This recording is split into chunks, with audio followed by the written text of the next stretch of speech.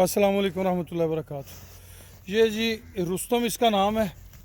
खीरा है माशाल्लाह। कुर्बानी 2022 के लिए आउटस्टैंडिंग है अल्हम्दुलिल्लाह सुम्मा अल्हम्दुलिल्लाह। खूबसूरत चीज़ है, खूबसूरत बेतहाशा समझ लें। नाव झालर है, एक्टिव बच्चा है।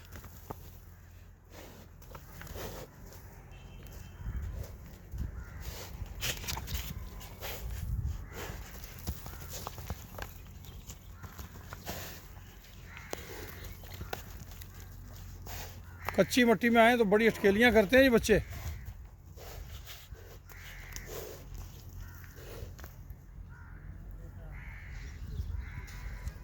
माशाल्लाह आप इसकी झालर चेक करें, जिसे कहते हैं ना तहें चढ़ी हुई हैं, इस तरह तहें चढ़ी हुई हैं झालर की।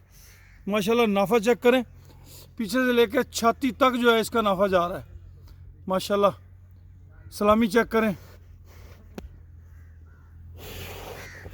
इसके मजबूत पाँव हैं, वज़न उठाने वाला वज़न पकड़ने वाला बच्चा है।